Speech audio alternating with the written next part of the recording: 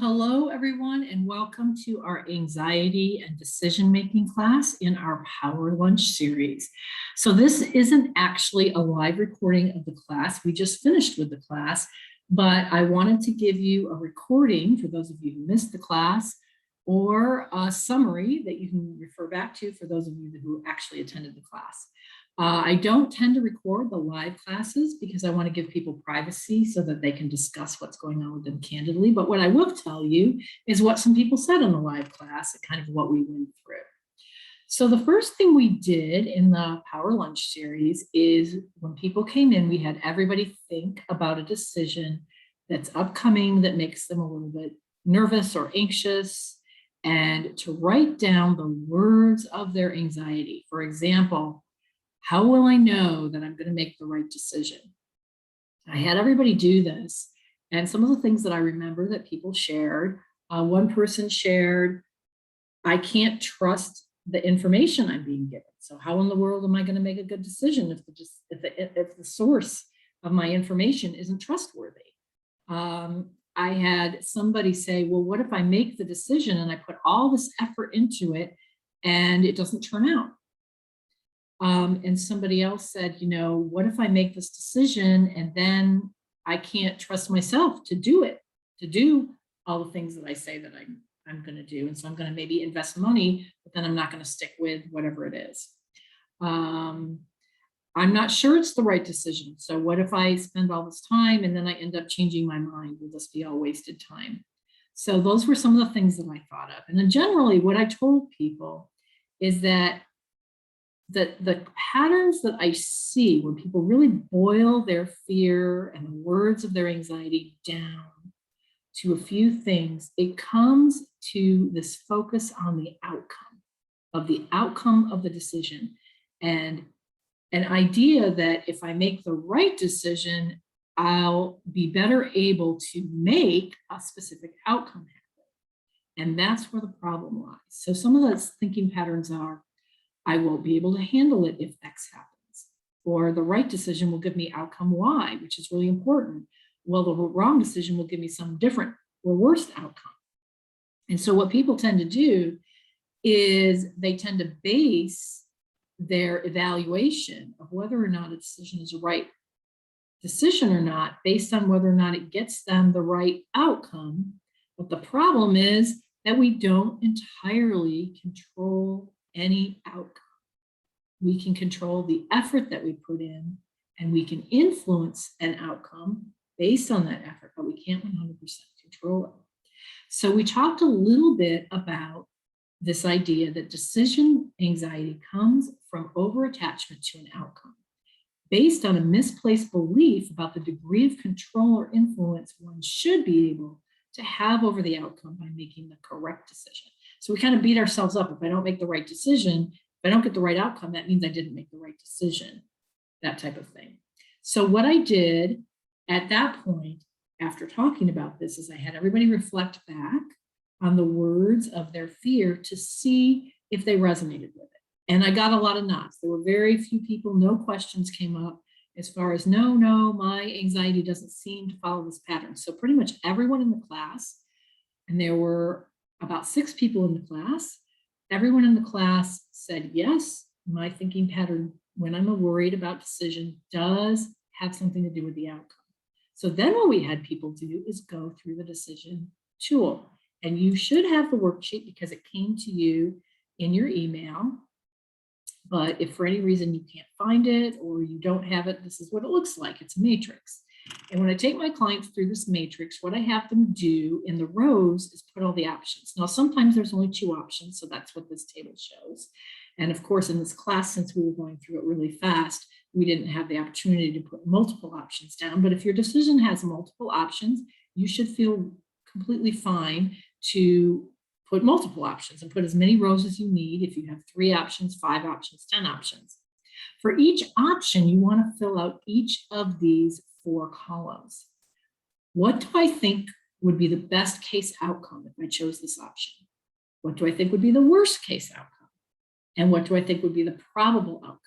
So typically our probable or likely outcome will be somewhere between our best case and our worst case outcome. It's very rare that we have the best case or the worst case happen. Usually we have something in between.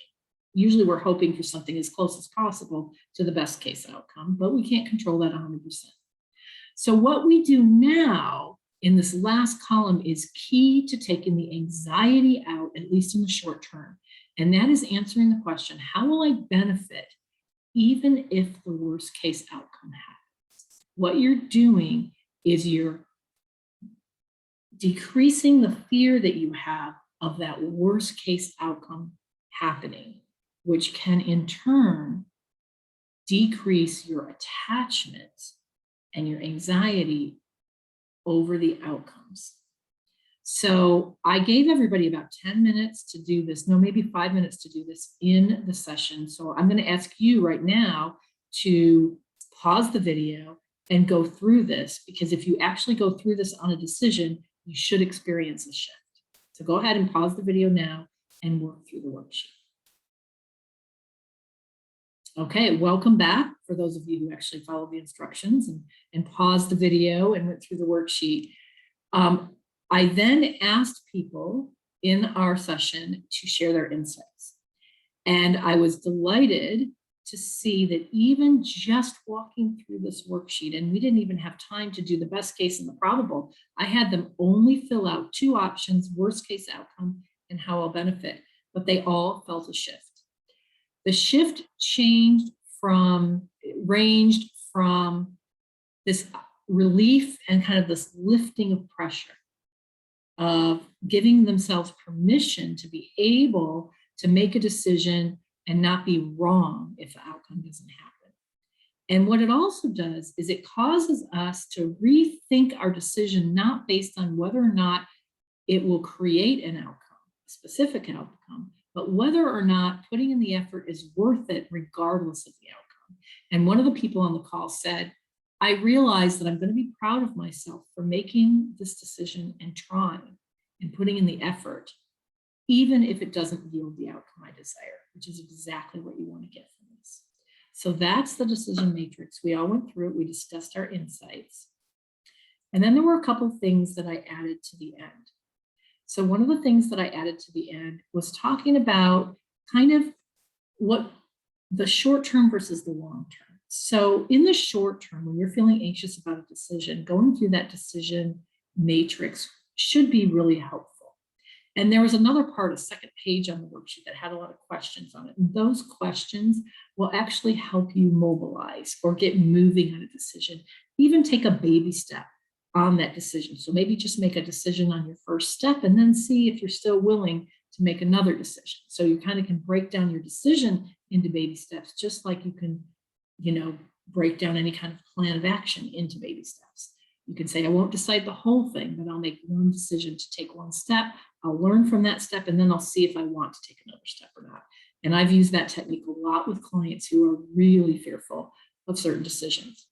But then we started talking more deeply about the actual fear that drives decision anxiety, because that's deeper work. That's not something that you're going to eliminate by doing one exercise in one day. Generally, people tend to have fear about things that could happen that fall into these 3 categories.